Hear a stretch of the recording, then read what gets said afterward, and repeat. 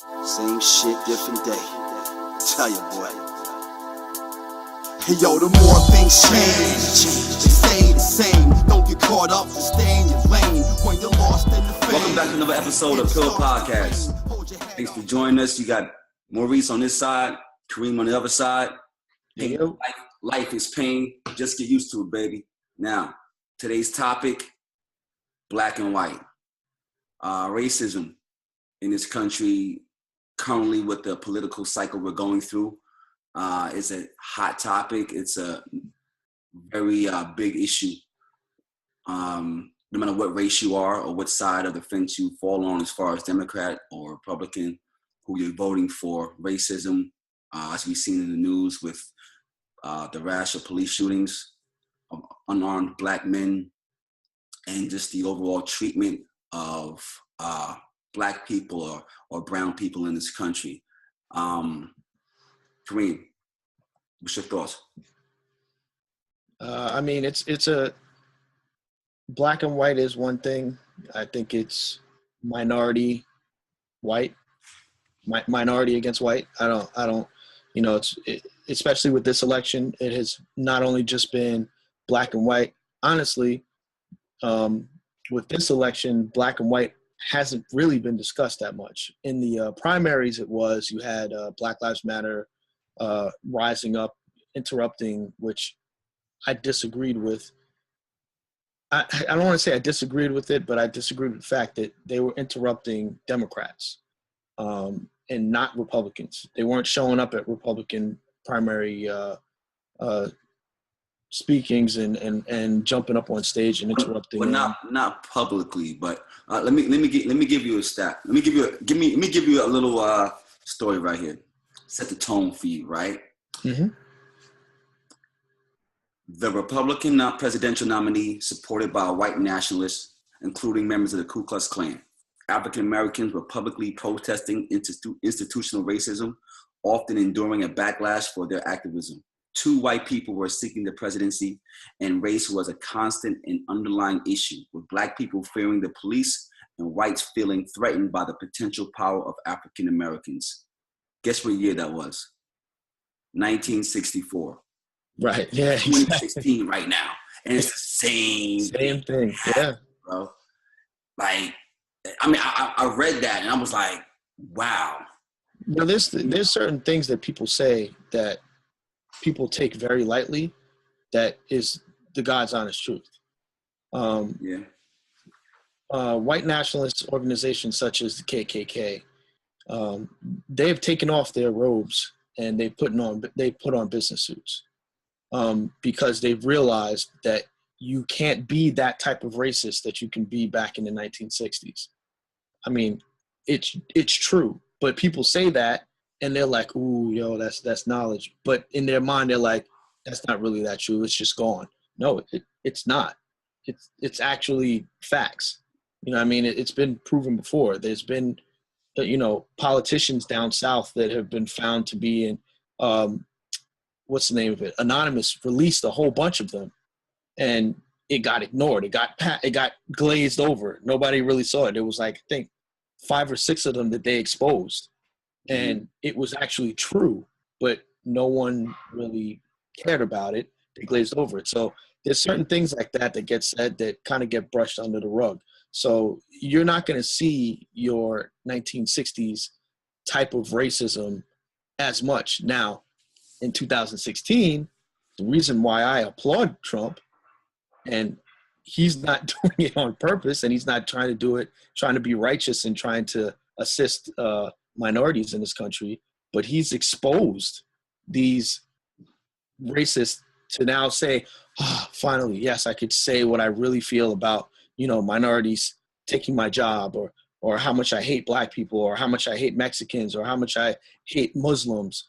He's brought up this thing, and now he's made it okay to come out and say that. So I applaud him for that, because I've always said, if you're racist, just let me know you're racist. I'm good with that. I'd rather you be outright, because this type of racism that happens now, the unseen, underlying, systematic racism that has come about, I don't like that because it's like you being a spy, and you know what I mean? You're working for the other side. I know you're working for the other side, but I just can't 100% prove it. I can 70% prove it, but not 100%. So I'd rather the outright racism. At least I know who my enemy is. Well, see, you got this. You have white conservative men. They feel they're feeling this cultural displacement, right? The influence in the culture that they have is being challenged. You know, the numbers they're decreasing. Well, the numbers of minorities is increasing ever so slightly, right? So they feel like they're the minority, which they will be percentage-wise soon enough. But also, it's like, let me say this though. But can I interrupt you real quick, one second? And I know you're probably alluding to this, but that's a farce also. That's a farce? The fact that they're going to be their numbers are going to be the minority at 2026. I think they said that white Americans will be the minority. Yeah, you'll be the minority, but you own the majority of the power. I'm just speaking of the United States. You own the majority of the power in the United States. So who cares about the numbers? Well, this is the thing though. It's smoke and mirrors, right? Right. It is a farce, but it's the people who care about the numbers are those who don't have the power. Right. White Americans who are middle class, lower class white Americans, basically Donald Trump's base. You know, the ones who make millions of dollars a year, they don't care about that. Like you said, it's all about controlling the money. Rockefeller knew that. All the controlling families, they knew about that. Like, listen, they don't care who the president is, as long as they controlling the money. That's hold on. You know what? And that's something that I was speaking with someone who's a big he's in stock market big time, you know, like he does a lot of trade. He trades a lot, you know, he owns a lot of stocks, got a huge portfolio and stuff like that. He said that's something that people don't realize. They do care about who's president, because that's why you know, people were like, well, Hillary is going to, you know, win by a landslide and all this stuff like that. There's a bunch of influence of why she will, you know, most likely win this, aside from the fact that this guy's an asshole and, you know, he has no experience in politics whatsoever. That's besides the point. Wealthy people do care who's president of the United States. The reason why is, in this case, just this presidency. So you have a career politician, okay, who is, I know she gets in office, I know pretty much that she's going to do X, Y, and Z. Whereas you have this recluse who's running on the other side where nothing is guaranteed. And one thing they do know, that if he does get elected, that nothing will happen, as I spoke to before, there'll be a freeze because no one will want to work with him.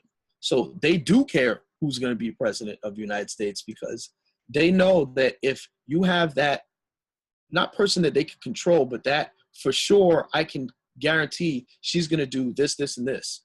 They know that, I have a politician in office, you know, okay, I'm good. So now I can go back to spending my money. They know that the stock market will go up because it's a guarantee that she's going to do this, this, and this, and that she's a politician. This guy, they don't know what he's going to do if he gets into office. So that uncertainty will cause, you know, a drop in the stock markets, because it's like, whoa, I don't want to spend my money because I don't know what this guy's going to do to screw shit up. So I got you. Let's get back on topic. We can talk about that forever, right? Okay, so the point where I was going was that with this threat of social change, this diminishing power these, you know, the white middle-aged men feel, is it possible that the 8 years of Obama was as a president in this country, I heard this and it was hard for me to swallow it, but it's like, wow, I step back like, maybe it's not. Maybe this is because Obama was the president. Yes. Oh, well, of course. So we're saying it's not Obama's fault, but the fact that, because, I'm always a big believer in balance, right? The world is always going to balance, universe always going to balance itself out, right? Obama's president, okay. And now 2 terms, really? Okay. So now you saw with the Tea Party movement, Donald Trump is almost like the balance. Like, it's almost like, these people feel like, why do we have to be so politically correct? Trump is saying what they feel. He's tapping into that feeling that they've always felt. The last 8 years, they felt like, you know what? I don't like Obama. I can't believe we had a black president. But they sat back and took it, right? But now you got a candidate that's up there front and center saying everything that they feel. Of course they're going to get behind him. Of course they're going to rally to him. And that's why I say it's all of this. It's not just the past 8 years. It's the past 25 years. The Republicans got what they asked for. Every Republican that's out there has supposedly been against big government. But you got to understand, the people that you're speaking to, they don't understand what you mean by that. So what they take it as is, we're against government completely. But that's not what the case is. But now you have this guy that's speaking to their grievances, on top of the fact that you promised the Republicans, when Obama first got elected, you promised them 2 things. And Bill Maher actually said this on his show. They promised day 2 or 3 or something like that of Obama being president. They promised 2 things. First thing, he will not be a 2-term president, which obviously we know that didn't work. The second thing is that we will not allow him to have anything passed that he wants to get passed. Okay? So they made these promises to their followers, okay, that this wouldn't happen. So now that Obama's out, you have a woman, whether she be white or black, a woman running for president, or a wealthy white male. So his base wants to make sure that that's what we have in power, because that's what we need to have in power in order to be anything. We need to have a wealthy Caucasian male in office. That's what we need to have. So yes, you are partially correct in saying that Obama is the reason why Trump is in power, but the reason is that the Republican Party has been taken over by a majority of racist, sexist, white nationalist males. There are females in there also, but males, okay? And that's why I said the party is probably going to be dissolved, because they have been taken over by that. That is Obama's base that is Trump's base that he's speaking to right now. I don't think they're going to be dissolved. I don't think it's going to dissolve. You're going to see the fall of. There's Republicans. It's going to be an upheaval. It's going to be holes. Everything must go. Okay. Right. No, for real. Everything. Okay. Right. Hey, you want it? Go. Get them out of here. They're going to have to. And I think what's going to happen is, some people are saying that this is just the beginning. Trump's not going to win. This dude is running. It was all not so much. We were hoping that, hey, he'd be like, come day of like the last debate. You know what? Psych. I was just playing. I think that would be just. Just a show. I think he would go down as like the greatest person ever if he really came out and said, "I just wanted to." For real. Even me, I would be like, "Yo, that was some good shit." If he came out and said, I just wanted to expose this country and show people how much hatred, racism, sexism, that'd be like the ultimate ignorance are in this country. And hopefully we can move forward and work to get past it. But it does exist. Like, if he did some shit like that, that would be mind-blowing, which I know he's not, because it's not. Yeah, it's not that. I get the cloth that he's cut from. I understand it. Yeah. He suffers from, and it's made up, but people are like, no, it doesn't exist. He suffers from affluenza. He is the perfect example of this word called affluenza that they made up for that kid that got off. Yeah. He suffers from that. He lives in his little bubble where he only knows X amount of people, and the race-wise, he only knows, you know, these wealthy white people for the majority, and the Black, Hispanic, Asian American, Muslim people that he knows are only people that are below him and that work for him and that aren't in power like he is in this country. So he doesn't know how to act with that. Women also, he doesn't know how to act. He's like, he's willfully ignorant. Like he doesn't understand how it works. So he's just like, no, this is how it works. And I've been brought up this way. He got a $14 million loan. His father, you know, made his wealth, but by the time he was born, you know, he didn't see broke ever in his life. Okay. He's watched racism. He was brought up as a racist because his father was a racist. Okay. So it's like he has been brought up with all of this, and he suffers from that. He's not, you know, he's not, as much as he travels the world, he has no knowledge whatsoever except this little bubble that he lives in. And there's a lot of people that are like that, bro. Like, there's a lot of rich people that are like that. But for sure, that's goes without question. Excuse me. I just feel that what he's going to do is he's already setting it up. You know, it's rigged. It's rigged. Everything's rigged.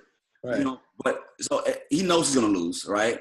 So I'm glad Hillary brought that up, by the way, the whole rig thing, because I'm glad somebody finally said something about that, because it's like, bro, everything's not. But it's his next power play is going to be the fact that, you know, he's not going to admit defeat because he feels it's rigged. But his next power play is that him and Roger Ailes are going to team up and create the Trump network, and they're going to have Stacey's going to be rival Fox. You feel me? So that's the next big thing for him. But the scary part is, you know, he's like you said, he's a businessman. He's a racist, sexist, megalomaniac. Okay, so exactly. It has a short-term memory and doesn't read. Right. So his thing is, he's gonna move on to the next big thing for him, but he leaves this in his wake in a row of destruction. You know. But that's what, you know what, Mo? I'm glad you said that. You know, so it's going to spark something else bigger behind him, you know? I'm glad you said that, because as far as him being a businessman, I had this discussion with my father earlier today. That's all he's ever done is he's a typical scammy salesperson. All he does is put money in his pocket. He builds this big, beautiful empire, puts all the money in his pocket, bankrupts it, and leaves a trail of destruction behind him. But meanwhile, he's walking away with his pockets filled. That's all he's ever done in his life, in his career. And that's what I said. Someone said this the other day. He's not a successful business person. And I said, I have to disagree with you. It depends on what your definition of success is. If he liquidates everything that he has right now, okay, and says, I'm done with everything. I'm done with real estate. I'm done with everything. He'll leave being a billionaire. So he is successful, okay, but who has reaped that success? Solely him. That's it. He has done nothing for anyone else.